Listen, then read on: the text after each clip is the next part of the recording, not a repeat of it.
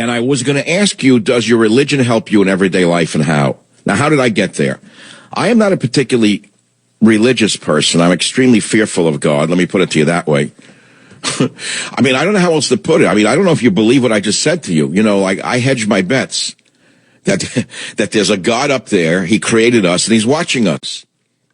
And I'm hedging my bets. I try to do more good than harm because I have to pay for it in the end. So I'm hedging that there's a God and we get judged. So I watch my step, in other words. I'm not inherently good or evil, although I never was the type that hurt animals. I figure I'm good. I'm never the type that kicked dogs or set cats on fire, although I knew kids who did.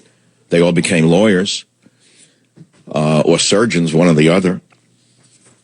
I never had those impulses. So I started the day by speaking to somebody I know, and I said to them, do you know that the Jewish prayer book opens with a prayer in the morning prayer, in which the morning prayer there is a statement, there's a whole sequence, and it says, blessed are you, Lord our God, King of the universe, who has not made me a woman. He said, that is not true. You made that up. I said, no, it's not misogynistic, but the men say that every morning. Now, I know if the feminists hear this, it's going to cause a lot of problems.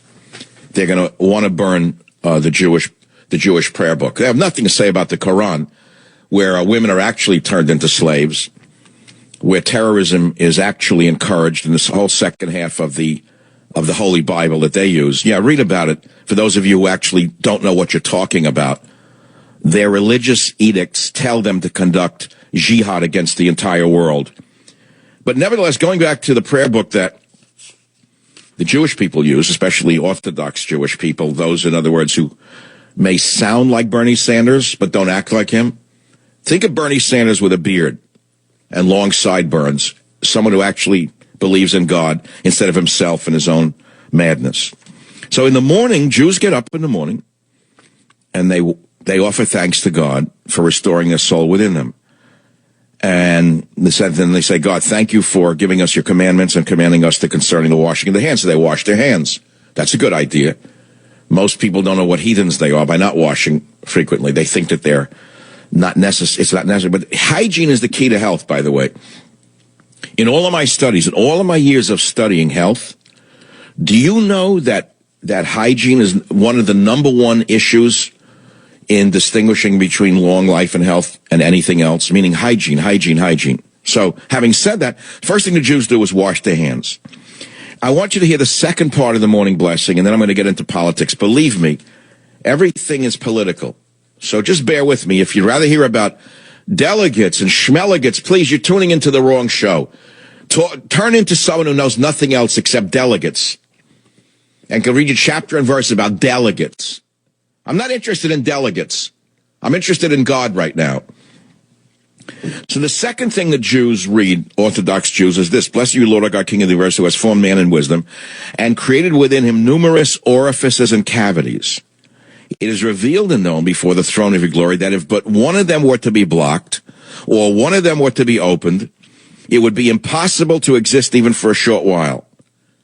Blessed are you, Lord, who heals all flesh and performs wonders. Now, this shows you that in the ancient days, the Jewish people were aware of anatomy, while others were swinging in trees and behaving like subhumans. The Jewish people were already aware of anatomy before anatomy was even known to the rest of the human race. And they realized that they had vessels and arteries, veins, etc., orifices and cavities.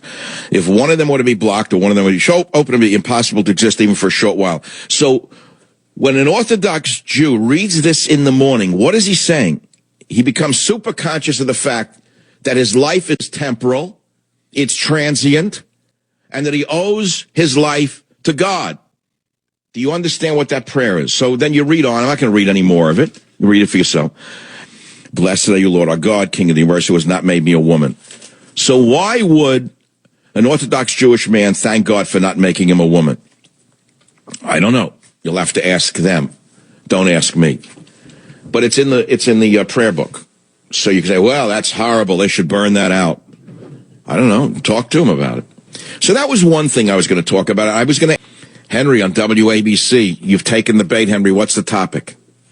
Yeah, hi. I want to talk about what you started that with saying I'm Orthodox, and you said that we're saying every morning that we're thanking God for not creating us women. First of all, we respect very much women. That's why our divorce rate is at 4% and not at 90%. But the reason we're saying that is we believe that females are not coming down on this world to correct anything. They are corrected. They're coming down to help men correct their habits in themselves. You're not. Look, Henry, I know what you're saying is important, but so far I've heard 1 out of 3 words. So, Robert, you got to do a better job of modulating them. It's not your fault. Henry is responding. Henry's an Orthodox Jewish gentleman who is responding to my having read one of the sayings in the Jewish prayer book in the morning, where the Jewish people say, "Blessed are you, Lord our God, King of the universe, who has not made me a woman." So you're arguing that that's not anti-woman, is what you're saying, isn't that? Yes. Yes, and the reason we're saying that is, so we're thanking the Lord for giving us the opportunity to do a lot of commandments that are not given for women because they are corrected already. And it's like a president who has the Secretary of Defense. And he also Wait. I'm not, hold it. You went over something. You're saying that you're actually glorifying women by saying that? Because women are more evolved than men? Is that what you're saying? Yes, they are corrected, but the reason we're thanking God is because at the end, men are given a lot of commandments that women are not given. So we thank God for giving us the opportunity to serve Him in a way that women are not given. So you're saying, but why is the woman not required to follow those commandments? Because what? She's more evolved? Because they are born corrected and men are not. So we have. Henry? What you're saying is very important to me. You're saying they're more corrected than men are?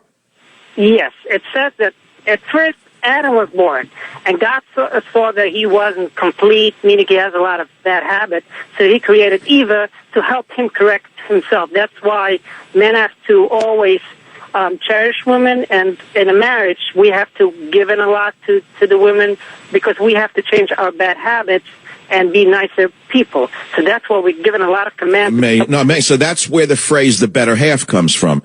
Because when I was a kid, the jokes in all of the movies were, "Well, there's your better half," when they were referring to women. So in those days, even the movies always deferred to women. Today, they treat women like garbage. Yeah, that's correct, and that's why you'll see by us there's only 4%. The divorce rate is at 4% and not 90%. No, that's so beautiful. What you told me is something I will actually carry with me for a long time, Henry.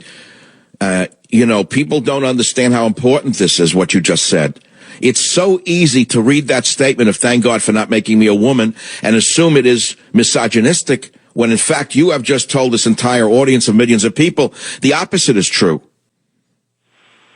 Yes, and I thank you. Henry, I'm speechless at what a man can learn if he's open-minded. And I just learned, I learned from you. I'm not saying what you learned from me. What I learned from you. So you didn't take affront at my reading it. You didn't think I was mocking the Jewish people, I hope, when I first read it, did you? Of course not, because I know you respect religion very much. And this is the difference between an intelligent person like you and people who are not intelligent and just mean-spirited, who will take no matter what a man says and twist it into something that it isn't. And I thank you for being almost a divine scholar in many ways. You're not a rabbi, are you? You're just an ordinary man, so to speak?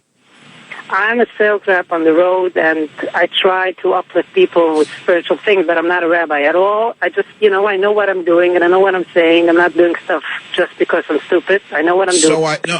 So wait a minute. This is interesting. So you're on the road selling outside of New York, I assume, or in New York? I live in New York, but I fly all over the country, and I go all over. All right. No, this is, okay, so you're almost, in a way, you're taking a big risk going into strange towns, strange cities. You're an Orthodox Jew. You're wearing black clothing. Are you of the Lubavitch sect, or which? No, I'm not. It's a small sect called Pupa. But let me tell you one thing. When I walk in, let's say it's a conservative Jewish store or something like that, I see right away the hatred. But after 2 minutes, they listen to me and how I respect everyone, what they believe in, not how they look, but what they believe in. Like, it clicks right away, and people. But what if you go into a store where there are no Jewish people? Do they look at you funny?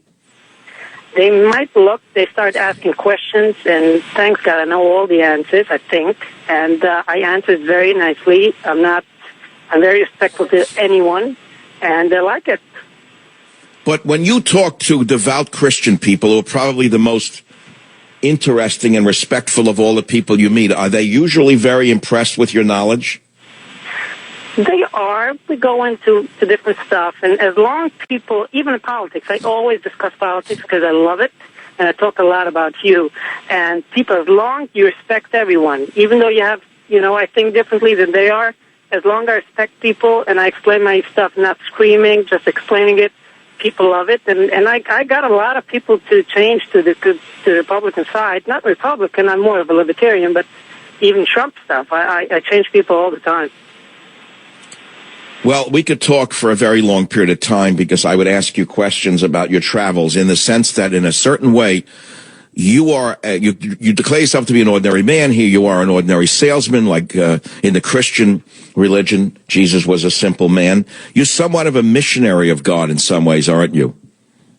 I'm not, I am, because I have a lot of personal stories that I like to tell people, like in every day. I see God every day changing stuff, like he sends me not a bad thing happens to me, but stuff happens to me which is telling me that I have to change something. If I did something wrong to someone in business, anything else, I'll see that day something happening to me, and I'll know I have to change it.